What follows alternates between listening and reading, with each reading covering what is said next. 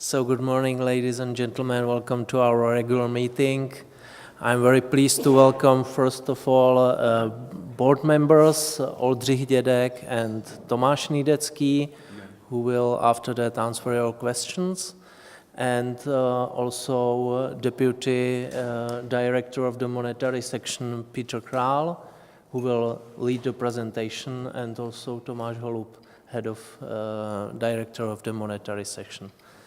So I would like first of all ask Peter if he can start with the presentation and tell us about new figures and new forecast.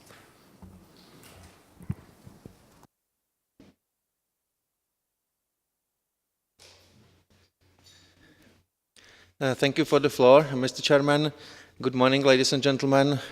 It is really my great pleasure and honor to be here again after some time in this role, giving you a presentation on the brand new macroeconomic forecast of the Czech National Bank. Let me start by highlighting the structure of my presentation. First, I will introduce the assumptions on which the new macroeconomic forecast is based. After that, I will offer you an in-depth insight into the story of the new macroeconomic forecast.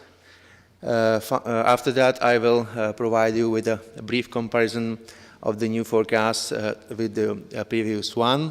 And the final part of my presentation will be dedicated to a couple of sensitivity scenarios we prepared to illustrate some uncertainties we identified during the preparatory works on the new forecast.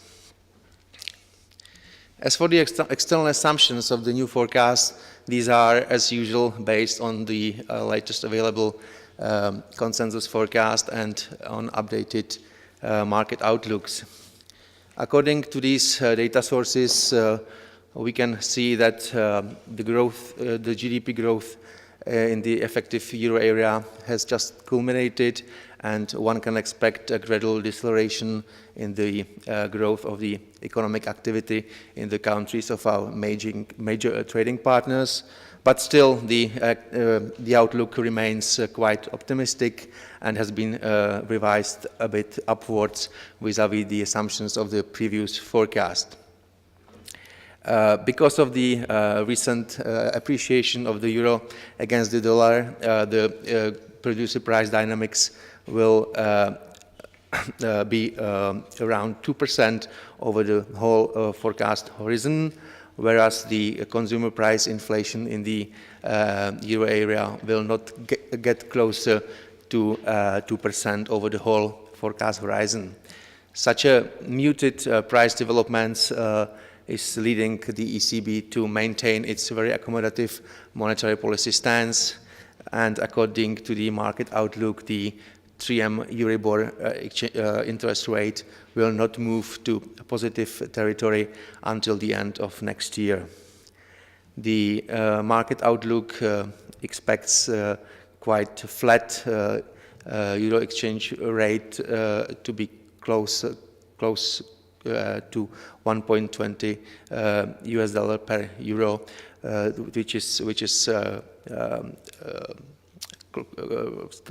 which means a stability on the appreciated levels which we have seen in the recent months.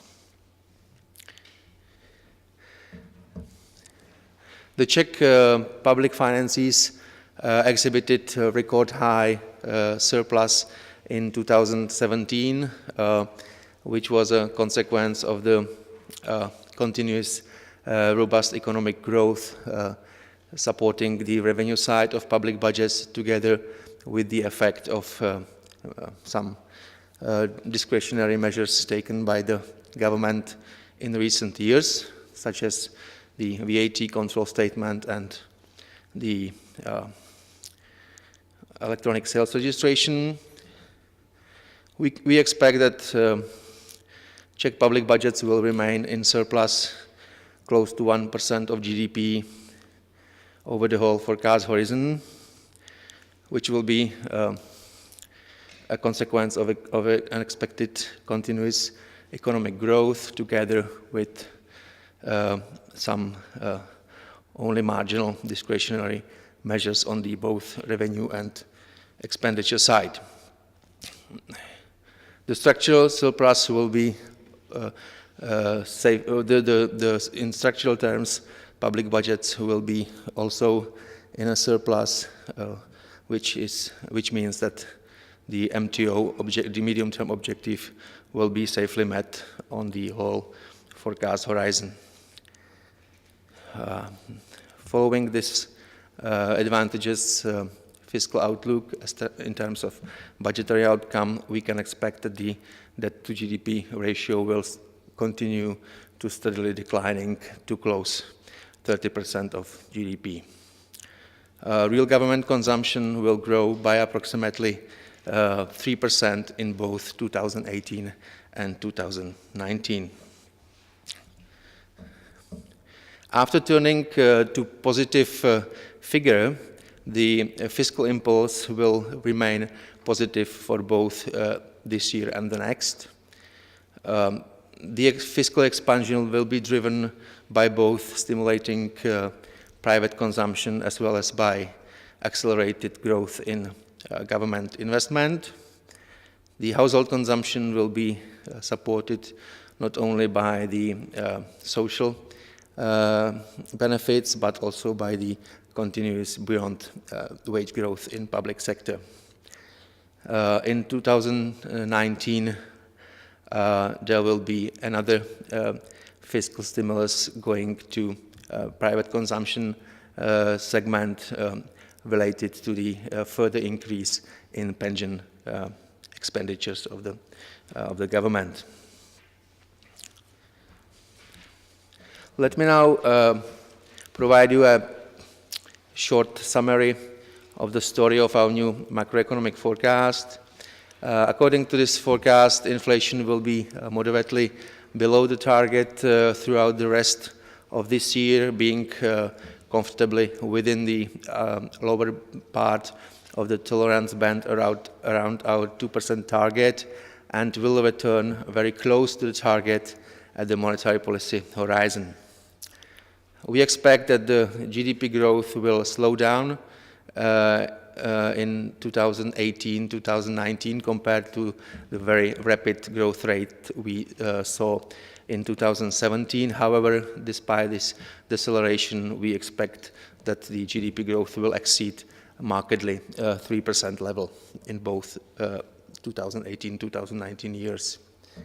This continuous economic growth will be driven due mainly to continuous growth in private consumption, which will be accompanied by continuing growth in fixed investment in both private and public sector. This will happen against the background of the ongoing quite positive developments in the countries of our major trading partners, as I described a little while ago. Growing labor demand will, in combination with the lack of the available labor force, result in continuing robust nominal wage growth. According to the forecast, the exchange rate will appreciate further, especially this year, due to a positive interest rate differential vis-à-vis the euro area, and will be also supported by further real convergence of the economy towards Western standards.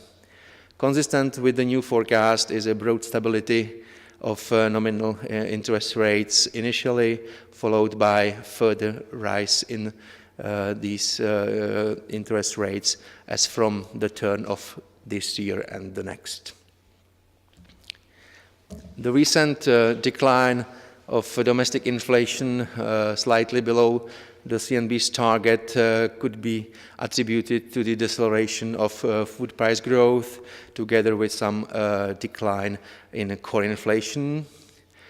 Core inflation declined at the beginning of this year due to the slower growth in non-tradable component within it, which was driven by the fading out of some one-off effects that elevated core inflation last year, which was the introduction of electronic sales registration and some accelerated growth in imputed rents. After these one-off effects have faded away or are getting milder, the core inflation in this non-tradable component has decelerated as indicated by the right-hand side panel.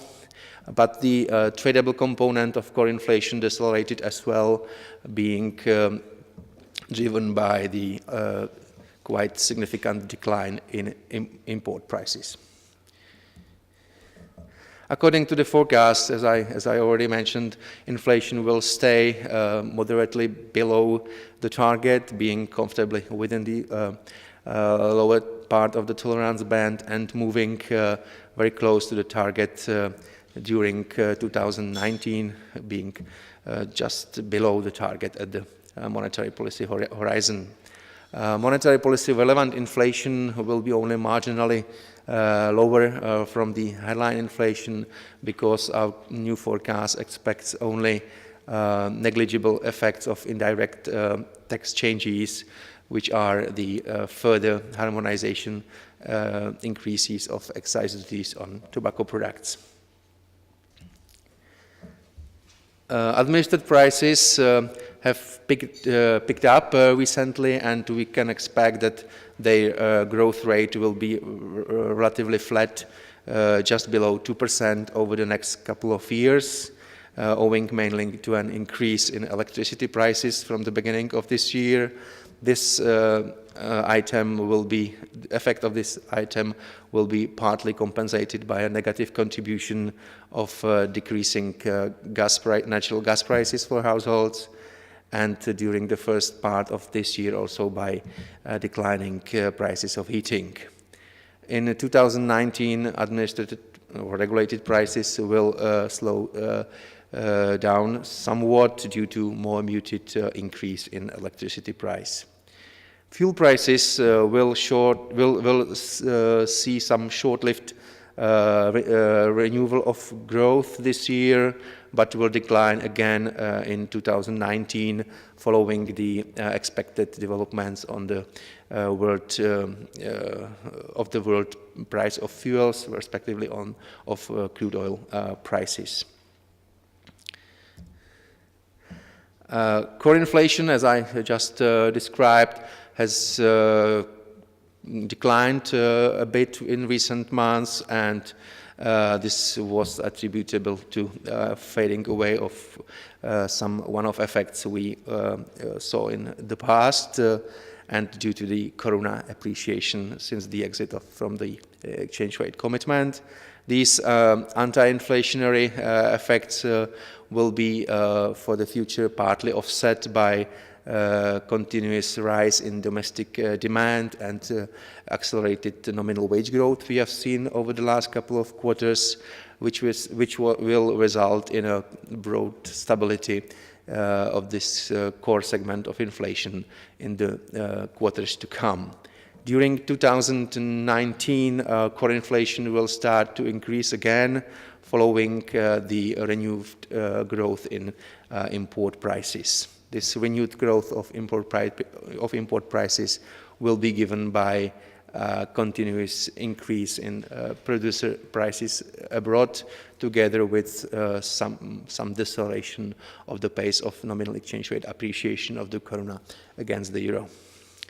Food price growth will slacken in the near term, owing to an observed slowdown in the growth of agricultural commodity prices. The growth of food prices will renew again in 2019, and the factors standing behind will be the agricultural commodities outlook, together with the only gradual appreciation of the domestic currency.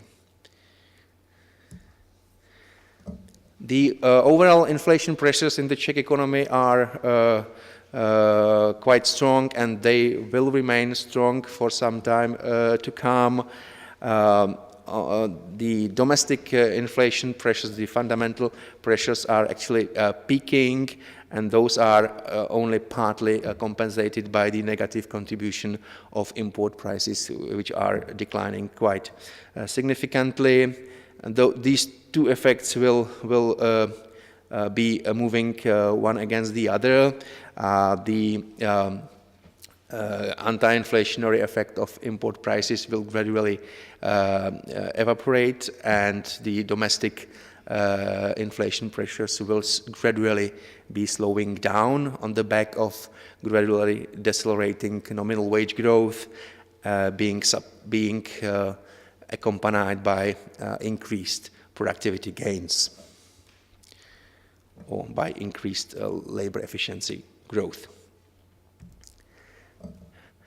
Thanks to the ongoing robust economic growth, the Czech economy is currently operating somewhat above its potential, and we can expect that this will be the case for the rest of the forecast horizon as well, despite the GDP growth will decelerate from its record high figures, or from its very high figures observed last year, but the dynamics will be still above the assumed potential output growth rate estimated by the Czech National Bank. That's why the economy will be exhibiting positive output gap over the whole forecast horizon.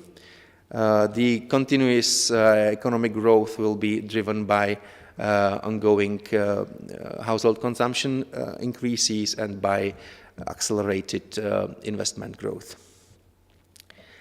On the other hand, the contribution of net exports to GDP dynamics will turn negative on the back of stronger exchange rate, curbing export side of the economy, and due to the continuing high growth of domestic demand, which is driving imports. The strong household consumption will be fueled by rapid growth in nominal disposable income in this sector, which will be reflecting especially the strong labor market, generating high increases in nominal wage growth in both business and the public sector, together with some continuing rise in total employment. Gross fixed capital formation will accelerate its growth further, owing to a stronger growth in the public sector investment, being partly co-financed from the EU funds, as the current programming period has been getting to a more mature phase. And this public sector investment activity will be accompanied by heightened investment activity in the private sector as well. Both export and import dynamics will slow down only marginally and temporarily on the forecast. The overheated economy has been manifesting itself most visibly on the labor market. We have seen persistently growing employment and steadily declining rate of unemployment. The available labor force reservoir has been almost fully exhausted in recent years. That's why we expect that the employment dynamics will gradually slow down, and the record low rate of unemployment being the lowest one, not only in our history, but still in the European Union, prevents any or limits any scope for any significant further decrease in the rate of unemployment for the future. The tightness of on the labor market, as I've just described, is pushing the nominal wage growth dynamics up in market sector especially. The forecast is taking into account this tightness on the labor market and incorporates an expert judgment pushing the nominal wage dynamics even higher compared to what would the model as such predicts. And this has the effect on nominal wage growth in business sector in the rest of this year, with some spillovers also for 2019. However, the ultimate inflationary impacts of this heightened nominal wage dynamics will be muted by increased labor efficiency growth, which is the flip side of this expert judgment, and this increased productivity gains are reflecting the observed higher growth in private sector investment, especially being connected with firms' investment into machinery and equipment.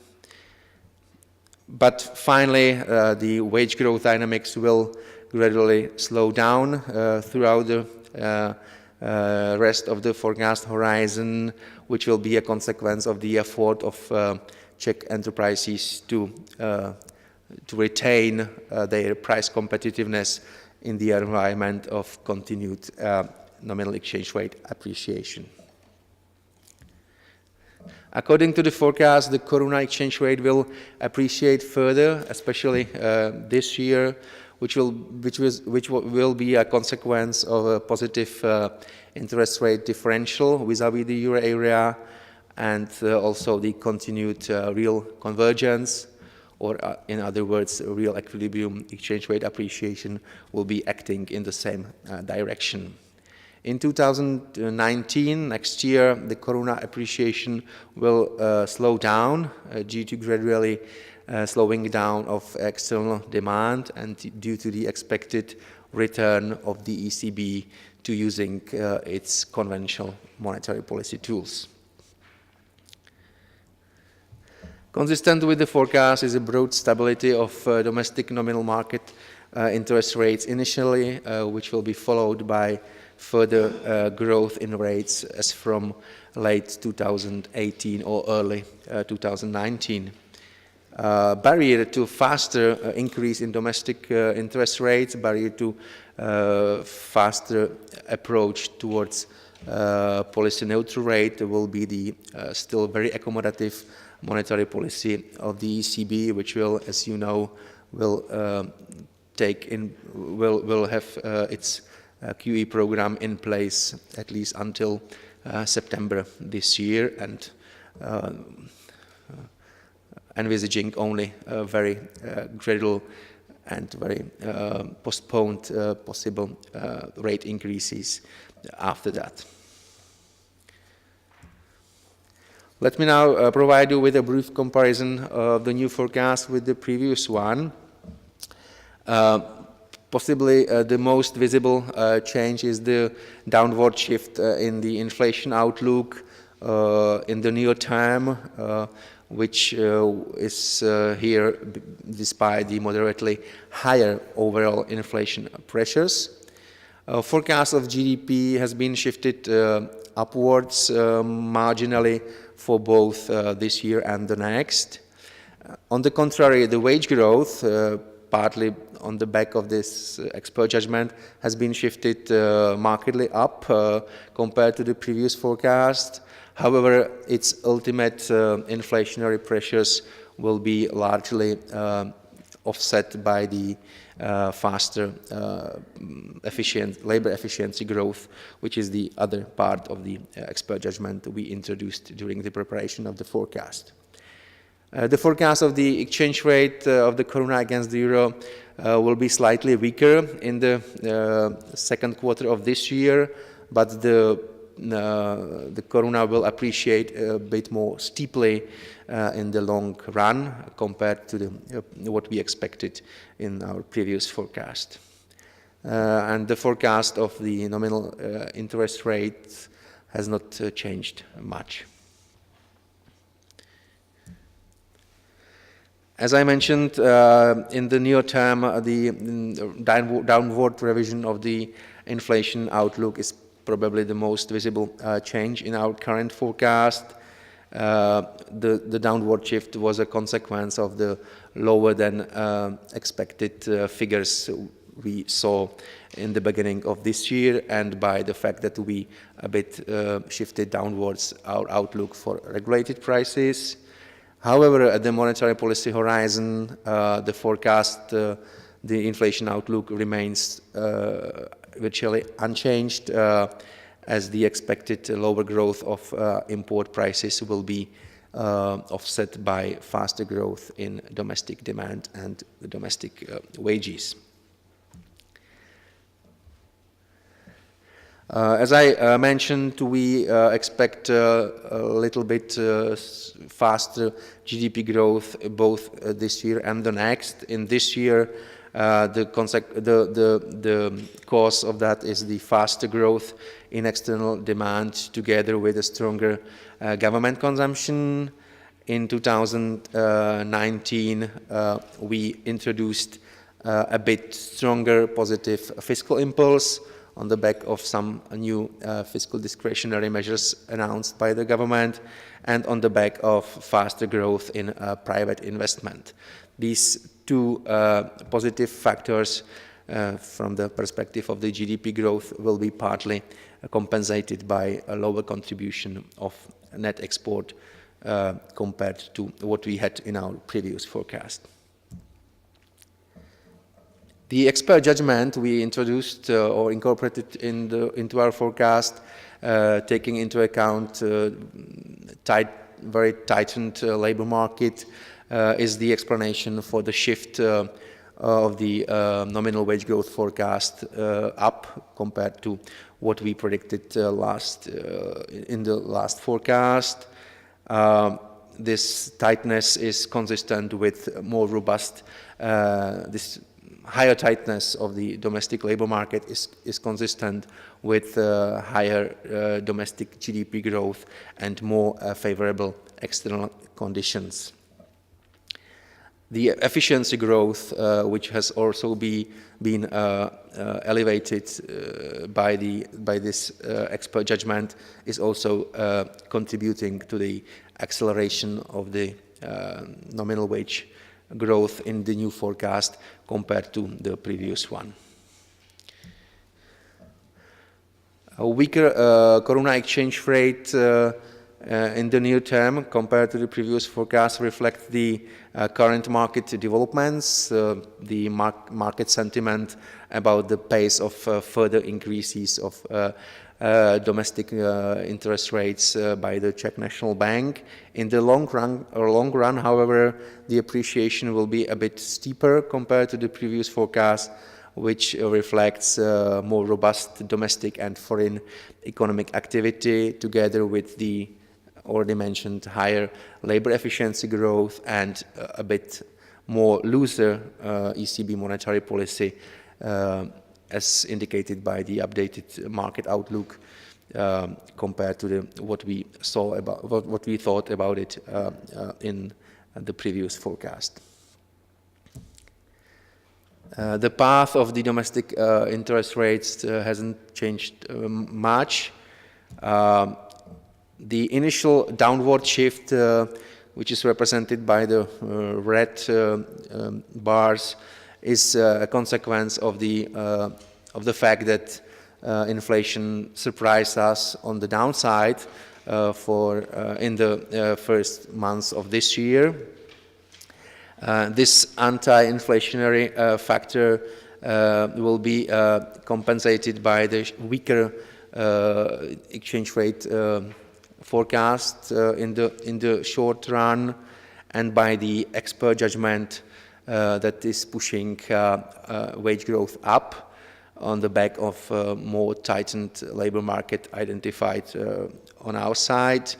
This expert judgment is on the other hand pushing up the labor efficiency growth, and this effect, which is in fact anti-inflationary given the same nominal wage growth, will prevail over time, and this expert judgment is exhibiting some small negative downward pressure on the outlook of nominal interest rates in 2019.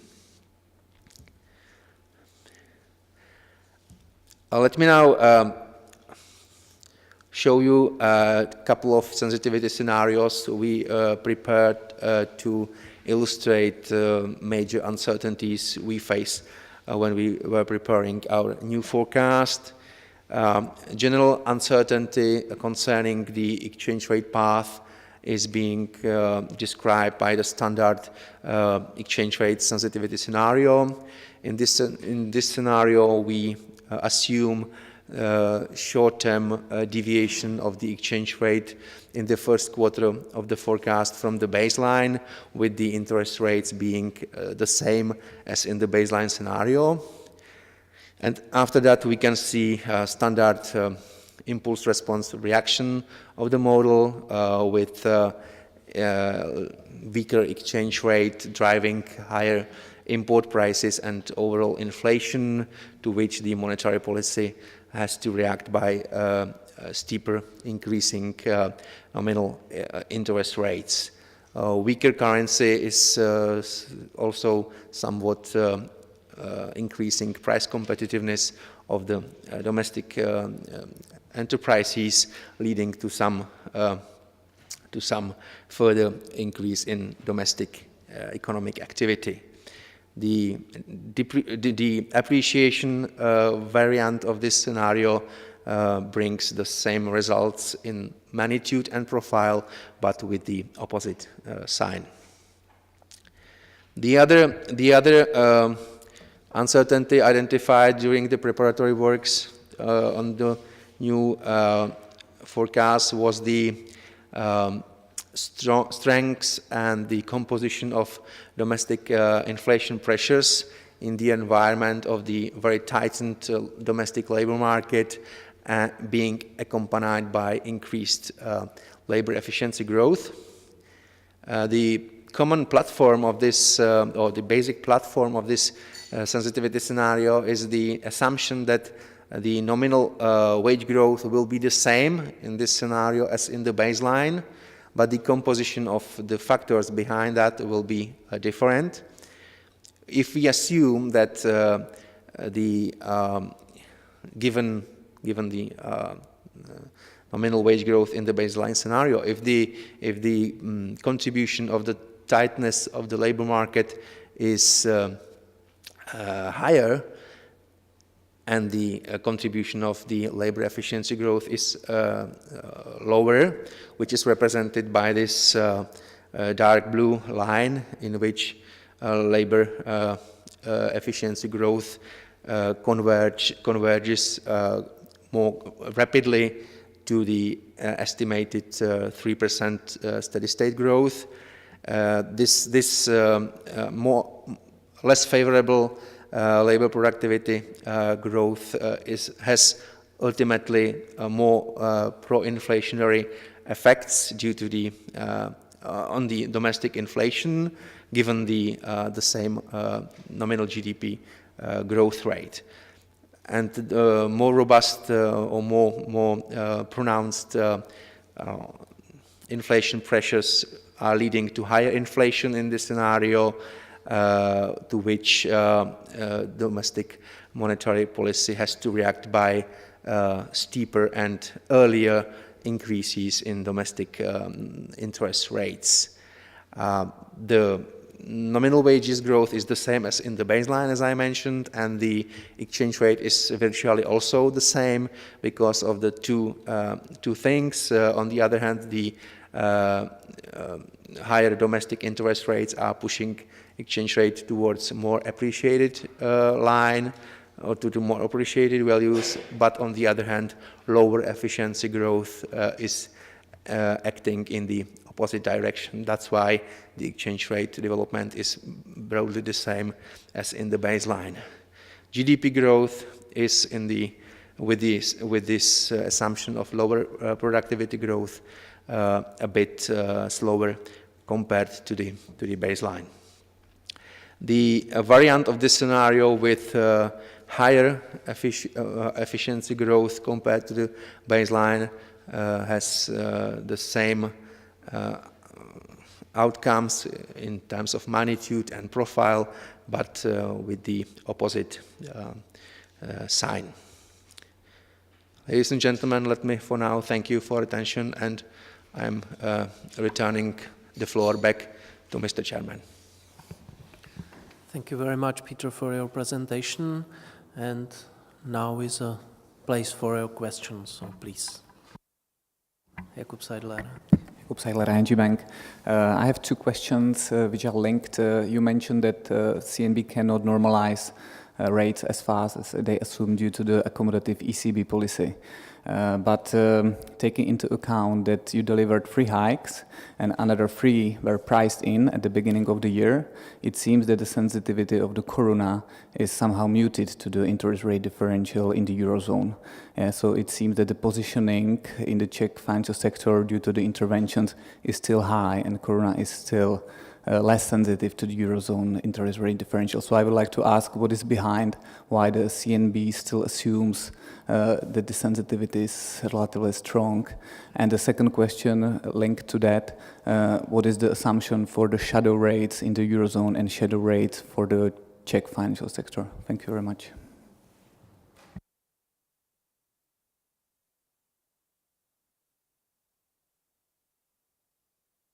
So I will. Good morning again. Regarding the interest rate differential, I mean also the hikes we did in the past were reflected in FX rate. So I wouldn't say it has no impact, our hikes and interest rate differential, and it's obvious. It's obvious. And but we can agree, and we also broadly discuss what's the level of sensitivity on the key rates in Eurozone and in the Czech Republic. But definitely it's obvious that interest rate differential will work and works. So that's the reason why we take it as a limitation to tighten our monetary policy. I think that the second question, what is our estimate of the shadow rate, ECB? So I think my colleague from the monetary department are more qualified, okay, to answer this technical issue. You are right, and for me is a kind of surprise as well, because the current interest rate differential, I think, is quite large. Yes, in the Eurozone, let's say 3 months PRIBOR, it's minus 0.3%. Yes, in the Czech Republic, the PRIBOR is around, let's say, 0.8 or like that. So the interest rate differential is higher than 1 percentage point in this sense. So I would also expect higher sensitivity of the exchange rate. So I think, the exchange rate is unpredictable. Okay, we can test to what extent, okay, we can withstand, okay, the pressures from this differential, but at the same time, I'm not too risky involved, okay? So we should keep some precautionary approach as well. So any deliberation as to what extent we can afford even higher interest rate differential than it is now should be very carefully judged.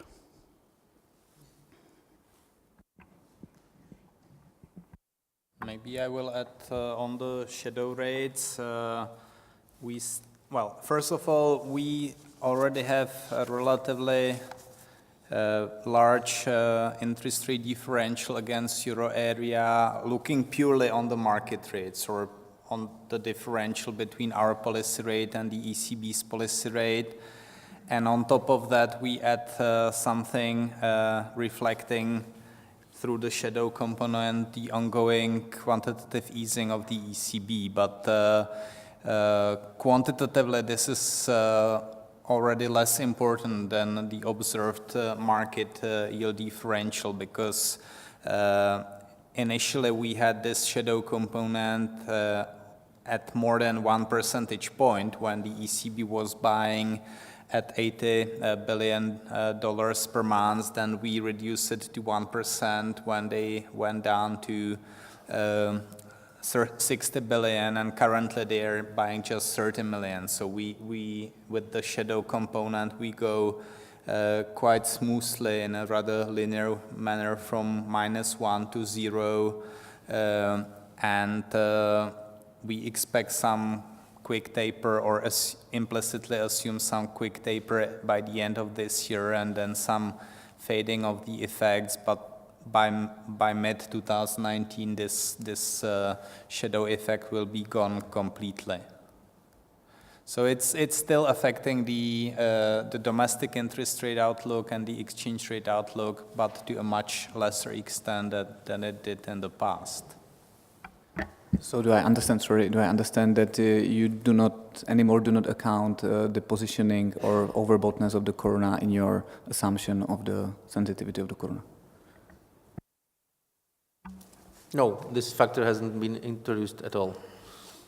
But let me add the interest rate outlook for the second quarter, the exchange rate outlook for the second quarter and third quarter of this year is still a bit weaker than what the model itself would imply. But we don't explicitly link it to the overboughtness of the market. Actually, the main motivation for us regarding this quarter was the market's repricing of the domestic interest rate outlook, which also relates to the first part of your question. I think interest rate differential works, and until recently the fact why koruna stopped appreciating, for me it was mainly about a change in the market outlook for the domestic interest rates.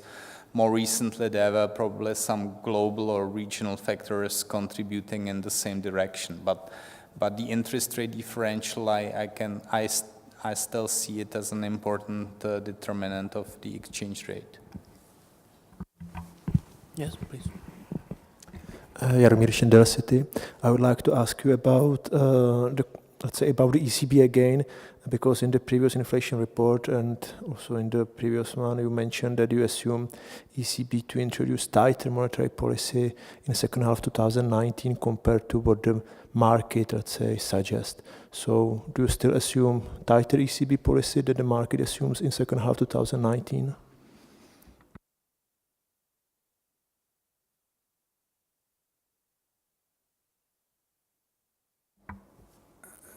So we consider ECB policy generally as one of uncertainties, and the determination of very relaxed monetary policy ECB is really one of the uncertainties, one of the open issues we have and we discuss. And I mean, it's too early today to say when the program will be terminated, but Thomas or Peter can say what is put in our forecast precisely. Yeah, I will explain it in a relatively technical way, but I think it will clarify the things. In our forecasting model, the thing that we do is that we take the market outlook for Euribor as it is, 100% at face value for the coming 6 quarters.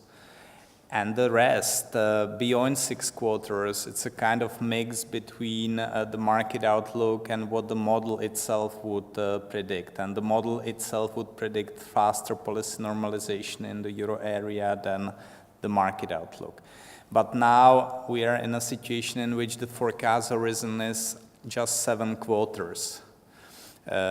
We will extend into 2020 in summer. So in that new forecast, the forecast horizon will be extended, and a relatively bigger part of it will be affected by this mix between model and market yield curves, while now it's essentially just 1 quarter.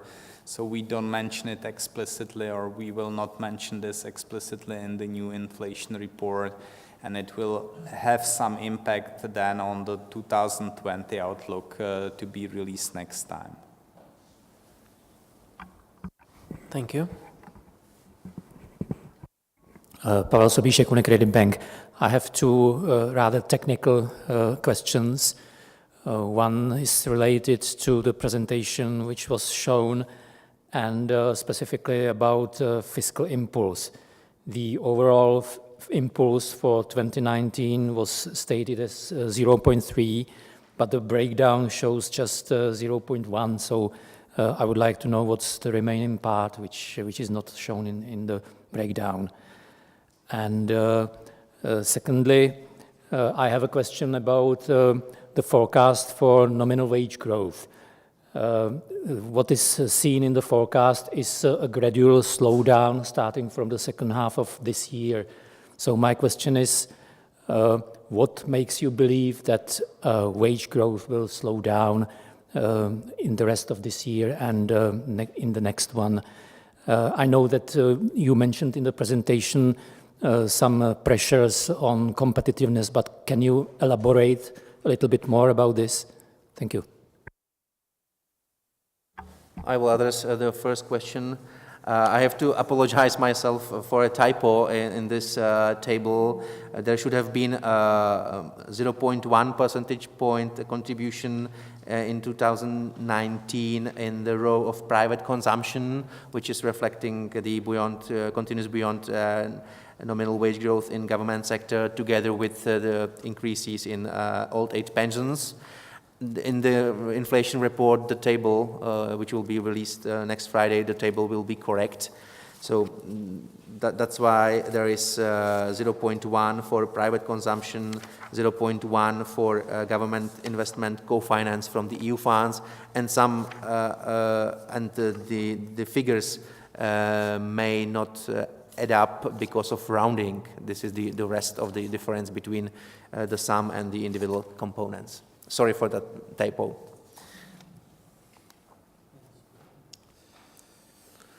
And maybe about the wage growth,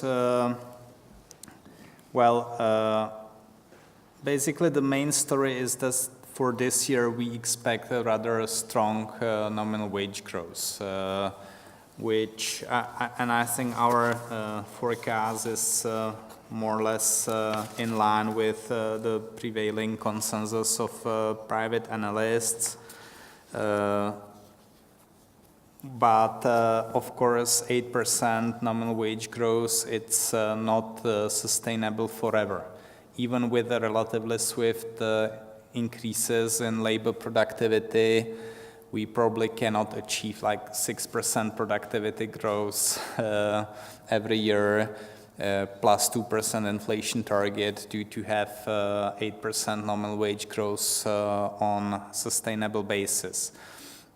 And of course, the question is how quickly will the nominal wage growth slow down to something that is sustainable. We believe that the sustainable level could be at close to 5%, which, well, we have some convergence to that level from above by the end of 2019.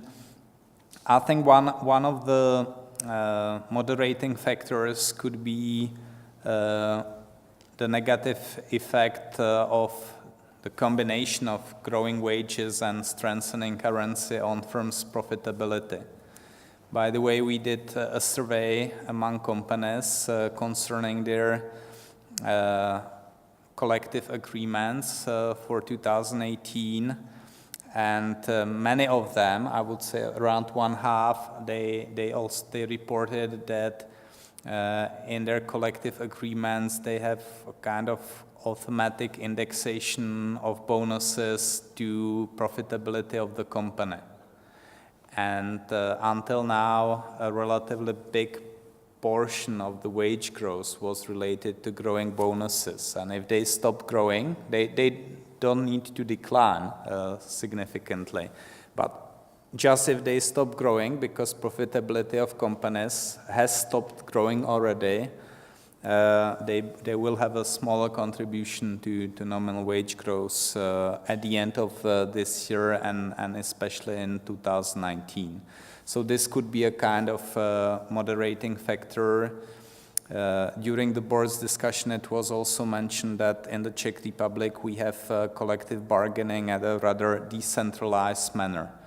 And this decentralized collective bargaining tends to take into account the profitability of the company. And again, this may contribute to some moderation of the wage growth in 2019. But I would like to stress that after the expert judgments that we added into the forecast, we are currently at or slightly above consensus in our wage forecast. So I don't think we are overly conservative there. Helena Horská, prosím. Helena Horská from Raiffeisen. I will follow the story about the wages and inflation together. You maybe know about my theoretical hypothesis about the problem of execution in the Czech Republic and its impact on inflation development, and as I would say the factor, one of the factors that can limiting the impact of rising wages of low-income people on Czech inflation. So because I already know the answers of two of your colleagues, so my question is on you as a board member, what's your opinion on the impact of problem with the execution of Czech household, which is almost 60% of working age population, if can have an impact on low inflationary environment in the Czech Republic that we can see now? Thank you. Yeah, I am here for the first time, and I was instructed that we are still in a special communication regime. We call it quarantine. The regime will be lifted at the end of the next week. Am I right? So you can see my comments are, I would say, team board comments. As we had a meeting yesterday. So we have two options. I can comment what we discussed yesterday, and depends, we can discuss your question within 2 weeks after the guarantee. So in this case, the first possibility. Yeah, so okay, what's the first opinion okay. of the board? So Thank you. I wanted to react what Pavel Sobíšek said. This topic was one of the topics broadly discussed. Growth of wages, and also what Peter already mentioned in his presentation, what will be the impact on productivity, efficiency. And I mean that our broad discussion was reflected also in our voting at the end. And I mean, I can stop now.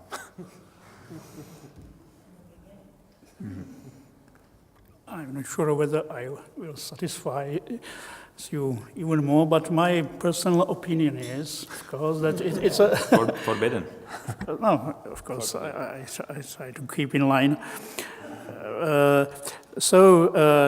You know, it's true that the wage growth is, and it was already stressed, one of the key uncertainties, yes, around the inflation forecast. My personal view is, and I'm not shying of it, that the Czech Republic is a catching up economy, okay? That reaching the standard levels of more developed countries is one of the key priorities. So I don't mind a wage growth if it is not accompanied by accumulating some imbalances. One undesired, of course, implication is if the wage growth threatens the inflation target.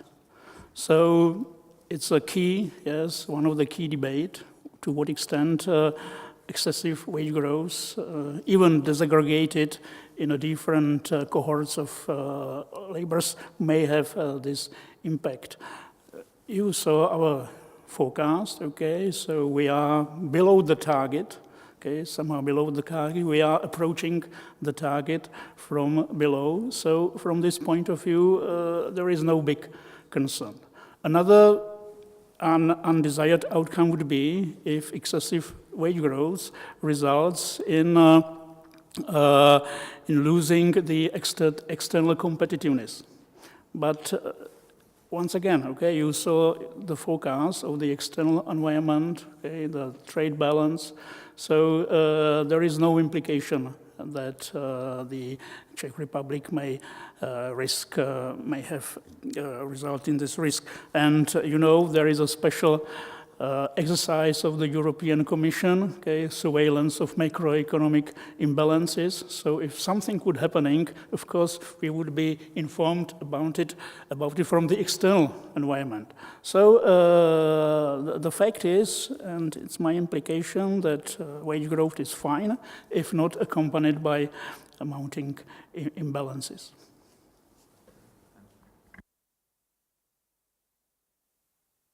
We in our department don't have any expertise on executions of low-income people, effects on the inflation, but from a broad macro perspective, one can see that the nominal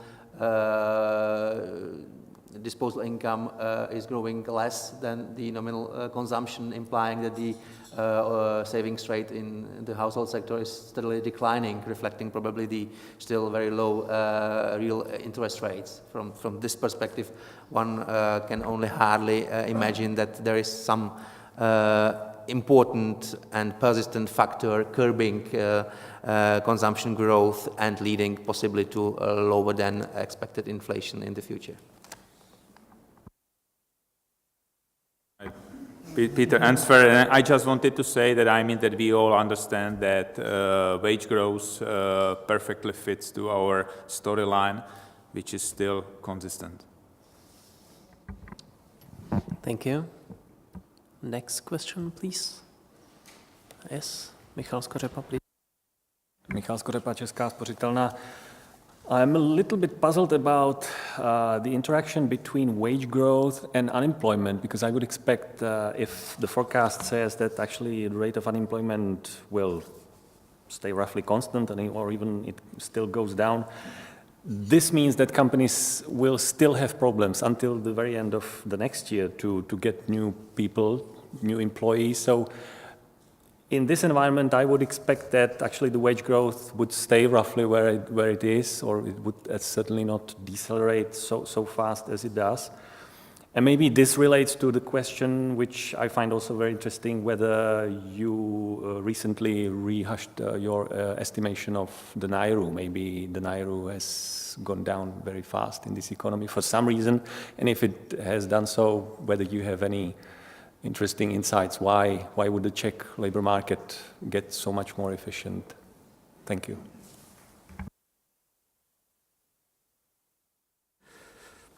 Of course, we debated this issue as well. So the general story probably is that the wage growth is one of the key inflationary pressures. That's right. But at the same time, there is a countervailing factor in raising efficiency or productivity, which is supported to some extent by the rising increase of investment, as the firms, I think, as a result of the wage pressures, are more motivated to more intensive capital productions. But of course, it's surrounded in kind of uncertainty. What is this countervailing factor? We rely on the expertise of our monetary department. Okay, so the general answer is that the rising productivity compensates to some extent the wage pressures, but not so enough, yes, to make them equal. But as I said, it's one of the key risks. We are prepared if some of these assumptions will not be validated by the data. Of course, it's the essence of our sensitivity scenarios, okay, to revalue the proportion between the wage growth pressures and anti-inflationary productivity pressures, and we will take it into account.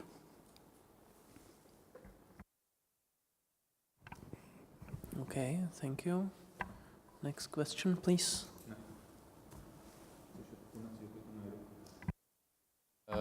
Well, the last time we did the estimation of Nauru, as far as I remember, it was around like 3.5 or 4%. We haven't done any updates since then. Of course, there are some aspects in which labor market took me, at least personally, by surprise in terms of its flexibility. Personally, I'm surprised by how much the long-term unemployment rate was able to decline, because even 1 year ago, when we had debates on the labor market situation, not just among economists, but also with representatives of the business sector, they were expressing a very serious doubt that any of the long-term unemployed could be re-employable, could be drawn back to the labor market. And now we can see that the rate of long-term unemployment has come down by like more than 50% compared to what it was. So maybe there is some small decline in the equilibrium, non-inflation accelerating rate of unemployment, but at the same time, I think there is a clear consensus in my department as well as in the board that the labor market is tight, so there is overheating in the labor market. The current unemployment rate is below Nauru, and many of the labor market indicators are like at their historical peaks or lows, depending on which kind of indicator it is. And this tightness of the labor market will for sure persist also into 2019. But still we believe that there could be some moderation of nominal wage growth related to what I said. The profitability of companies is now being eroded, or not eroded, it doesn't decline yet. It's just constant in nominal terms, but relative to the GDP, it's certainly declining. And as a mirror image, labor share in GDP has increased quite considerably in the last few quarters, and this trend is probably going to continue. Maybe there may be also some structural trend in this direction, because the labor share is traditionally quite low in the Czech Republic, but we simply don't believe that the pace of this increase can be sustained at the same level as it is now. So we believe that there should be some decline of the nominal wage growth to more sustainable levels in 2019, 2020. Back to our discussion we had yesterday. We are all aware there are no quick solution, quick wins, like we like in corporates. So definitely to solve the issue on the labor market, it will take time. So also your comment about the sustainability of current pressures is correct, and this is what was discussed yesterday as well. Thank you. Next question. Again, here Jaromír Šindel, Citibank. I would like to ask you about the inflation expectations, because inflation undershoot your forecast, also a little bit the core CPI slightly undershoot your forecast. So you are inflation targeting certain banks. So I would like to hear a little bit more about your views on discussion about inflation expectations, whether you are going to overlook purely this lower food prices. If, for example, core CPI surprise slightly again in Q2, whether are you going to again overlook it, or you will react to the, let's say, maybe potentially lower inflation expectations? Thank you. I think it's a regular exercise of our monetary department to observe and evaluate the inflation expectations. So they probably, Peter can comment to what extent these expectations are anchored with our inflation target. I don't see any problem, but can you confirm it? Or As we see it, inflation expectations in our economy are very firmly anchored close to the inflation target, or looking at the figures from enterprise sector are being anchored somewhat above the target, especially in the 3-year horizon, and you as analysts contributing to the regular survey of Czech National Bank regularly report your 1-year and 3-year price outlooks being very, very close to our 2% target. I would maybe a little bit correct your idea about the undershooting of the target in the new forecast. This is kind of visible only in the very short term, and close to the end of 2019, we are very close back to the back to the 2% target. That's why we do not fear from any loss of credibility of the inflation targeting regime or inflation forecast targeting regime by having introduced such a inflation outlook. May I add one point? I think it's also important to take into account that our inflation target works with a tolerance interval. Okay, 2% plus minus 1 percentage point. So the monetary policy, of course, is not able to manage the inflation precisely. So it has to work with some room of maneuver. So I think that if the current inflation deviates from the target with such a, I would say, very small margin as it is today, we are fulfilling the target as well, yes, from this point of view, if we don't forget that the tolerance interval is also the part of the target. Yeah, mentioning our consistent storyline, I mean the big difference is that our wording was that we will go towards our target 2% in the way something like top-down. Currently, it's bottom-up approach, but we are quite confident that we will target 2% inflation at the end. And it's true what Olda said. The target 2% is quite narrow. It's really something like edge. To be precisely on it, it's our target. But we will always around the target, mostly. One final remark.